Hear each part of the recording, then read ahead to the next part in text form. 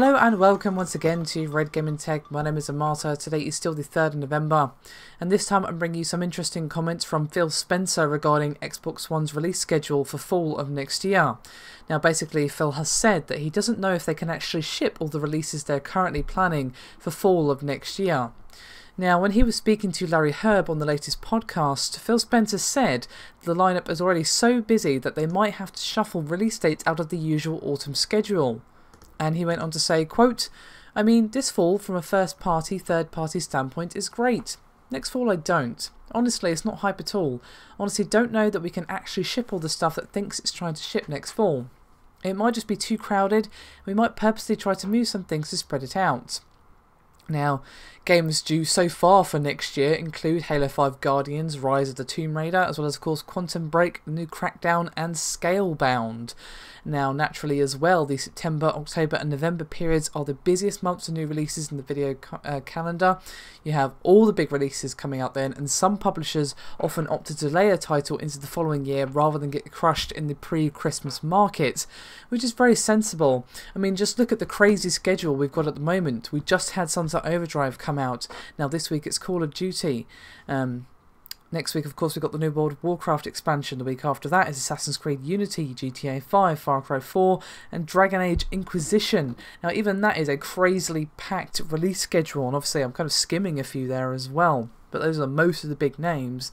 But even that is crazily packed, any more packed, and it would be pretty much ridiculous. And to be honest, I think now it's too packed, and they needed to spread it out now for this fall.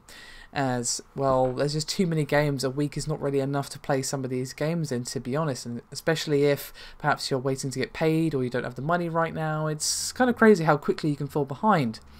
However, Spencer did acknowledge that there are good opportunities throughout the rest of the year, and it's not necessarily wise to always stack releases in the same short period.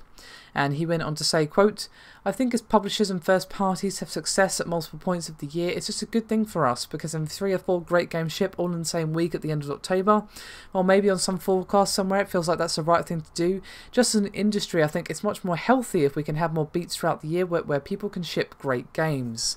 And to be honest, I would agree with that. The pre-Christmas rush is never going to not be a thing, of course. Everyone wants the nice spot when they know their games will be finished around that time. They want it out just before Christmas, so it's going to be under everyone's Christmas tree. Fair enough. But if everyone rushes for that, or the early releases in the year, where of course everyone's got their Christmas money to spend, like January, February, that sort of time period, and then of course we're left with this massive summer drought, and this year was one of the worst droughts I think I've seen in a while. So it would be nice to see a more spread out release. If not for indie games, I think it would literally just be a complete desert out there this summer. So I think there is definitely a lot of wisdom to this, and hopefully we don't see as crazily packed fall as we see this year. As I said, the amount of releases coming out within a week of each other is actually kind of crazy. So hopefully things will be a little calmer next year, but the pre-Christmas rush, I suppose, is always going to be that, a rush. Anyway, what do you think? Do you think we should see a more steady drip release of games all throughout the year, or do you think we should stay as it is, sort of near Christmas and just after Christmas with a few sort of in between, or do you agree with Phil that we should actually spread it out a bit? Do let me know, and I'll see you next time.